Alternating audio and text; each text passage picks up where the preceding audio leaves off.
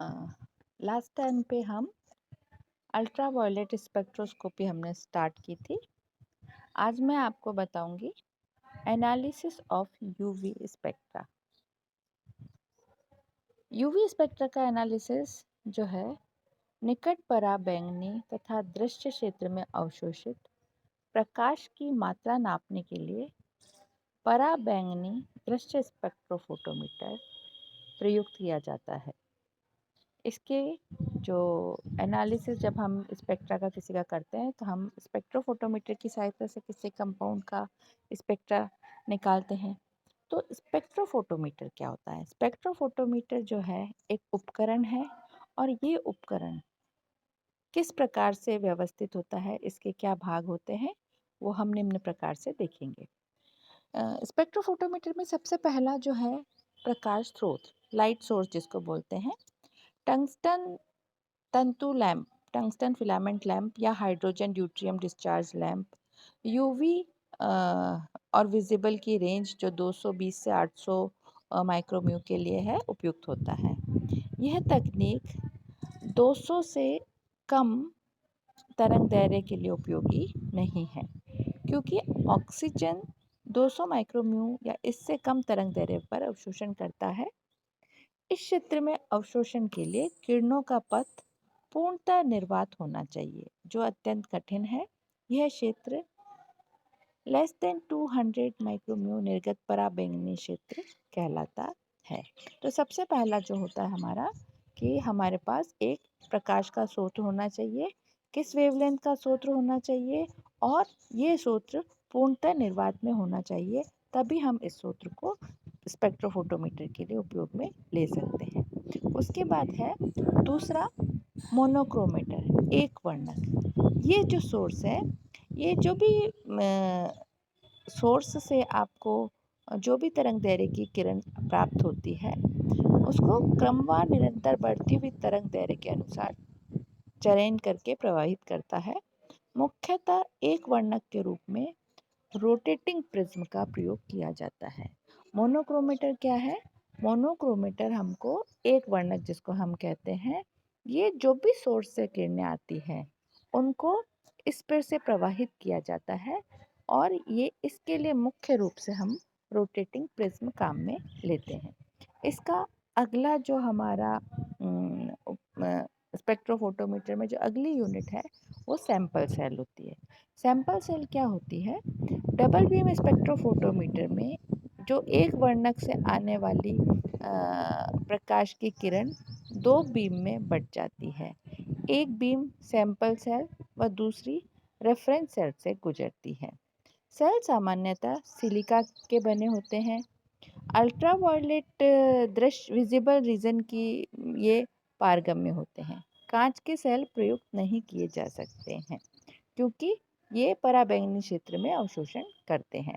Sample का उपयुक्त विलायक, जैसे जो भी हम सैंपल लेते हैं जिसकी हमको संरचना ज्ञात करनी है, उसको उपयुक्त विलायक जैसे मीथेनॉल, इथेनॉल, हेक्सेन आदि में उसका तनु विलयन बनाया जाता है और फिर उसको सैंपल सेल में भरा जाता है, जिसकी मोटाई सामान्यतः 1 सेंटीमीटर होती है। रेफरेंस सेल में शुद्ध सॉल्वेंट भरा जाता है। एक दो सेल हम काम में लेते हैं, एक को रेफरेंस सेल कहते हैं, एक को सैंपल सेल कहते हैं। जिस भी सॉल्यूशन में हम सैंपल का सॉल्यूशन बना जिस भी जो है आपके विलायक में हम सॉल्यूशन बनाते हैं वो शुद्ध तो हम रेफरेंस सेल में डाल देते हैं और जो कंपाउंड के साथ विलयन बनाया जाता है उसको हम सैंपल सेल में डालते हैं। इसके बाद अगला जो अंग है स्पेक्ट्रोफोटोमीटर का वो है डिटेक्टर। सैंपल सेल तथा रेफरेंस सेल से आने वाली जो भी बीम की तीव्रता का मापन कर आपतित किरणें से तुलना करता है। फोटो इलेक्ट्रिक सेल को डिटेक्टर के रूप में प्रयुक्त किया जाता है। यहाँ से जैसे जो भी हम शुरू हुए थे प्रकाश के स्रोत से, हमने प्रकाश प्रवाहित किया, वो मोनोक्रोमेटर से होता हुआ, सैंपल सेल से होता हुआ जब डिटेक्टर पे पहुंचता है तो डिटेक्टर से होता हुआ वो अंत में रिकॉर्डर पे आता है और रिकॉर्डर पे हमको क्या मिलता है? रिकॉर्डर पे हमको अवशोषण तीव्रता, एब्जॉर्प्शन इंटेंसिटी, ट्रांसमिटेंस या एब्जॉर्बेंस ए तथा वेवलेंथ लैम्ब्डा के मध्य ग्राफ खींचा जाता है। ये चार्ट के रूप में पेन से रिकॉर्ड किया जाता है। पेन रिकॉर्डर हमको इसमें काम में लेना होता है। ये देखिए आपको नीचे जो है अल्ट्रावायलेट स्पेक्ट्रोफोटोमीटर का रे डायग्राम दिया गया है। सबसे पहले हमने लाइट सोर्स से शुरू किया है।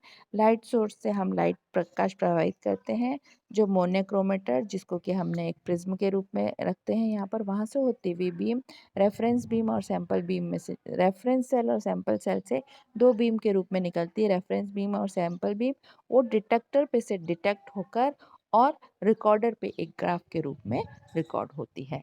तो इस तरह से हम क्या करते हैं, जब भी हमें किसी सैंपल का स्ट्रक्चर जानना होता है तो हम उस सैंपल का किसी विलायक में सॉल्यूशन बनाकर स्पेक्ट्रोफोटोमीटर में जो सैंपल सेल है उसमें डालते हैं और स्पेक्ट्रोफोटोमीटर को ऑन करते हैं, तो हमको रिकॉर्डर पे उसके एब्जॉर्बेंस ट्रांसमिटेंस वेवलेंथ में ग्राफ मिलता है। अगर पेन रिकॉर्डर है तो ये ग्राफ के रूप में मिलता है। अगर रीडिंग्स के रूप में लेते हैं तो हम रीडिंग्स लेकर हम स्वयं उसका ग्राफ बना सकते हैं। तो ये जो टॉपिक था ये आपका था एनालिसिस ऑफ यूवी स्पेक्ट्रा। ये हम एनालिसिस ऑफ यूवी स्पेक्ट्रा किस पर करते हैं, स्पेक्ट्रोफोटोमीटर पर करते हैं। यौगिक या नमूने द्वारा प्रकाश के किसी निश्चित तरंगदैर्घ्य का अवशोषण होता है जिससे सैंपल सेल से पारगमित प्रकाश की तीव्रता IS कम हो जाती है।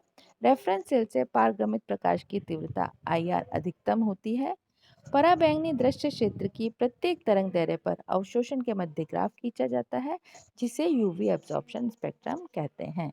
एब्जॉर्बेंस किसके बराबर है, लॉग IR जो रेफरेंस सेल से के प्रकाश की तीव्रता अपॉन IS सैंपल सेल्स के प्रकाश की तीव्रता। जैसे एक एग्जांपल दिया, आइसोप्रिन जो है 200 से 240 नैनोमीटर क्षेत्र में ब्रॉड एब्जॉर्प्शन बैंड देता है। इसकी वेवलेंथ 222.5 नैनोमीटर पर मैक्सिमम होती है। तो यहाँ पर हम इसकी जो मैक्सिमम होती है, इस तरह से हम ने ये एग्जाम्पल में एब्जॉर्बेंस इंटू अणुभार अपॉन इंटू 100 अपॉन विलायक में सैंपल सेल का भार, ये E इज इक्वल टू 10,800 प्राप्त हुई है। और जो ये एग्जाम्पल हमने काम में लिया है आइसोप्रीन का, इसकी लैम्डा मैक्सिमम 222.5 नैनोमीटर है। तो इस तरह से हम किसी भी सैंपल का अल्ट्रावायलेट स्पेक्ट्रा बनाकर एब्जॉर्बेंस और लैम्डा के बीच में ग्राफ खींचकर इसके मैक्सिमम एब्जॉर्बेंस को देखते हुए उसका हम सैंपल के स्ट्रक्चर बना सकते हैं। ठीक, ओके।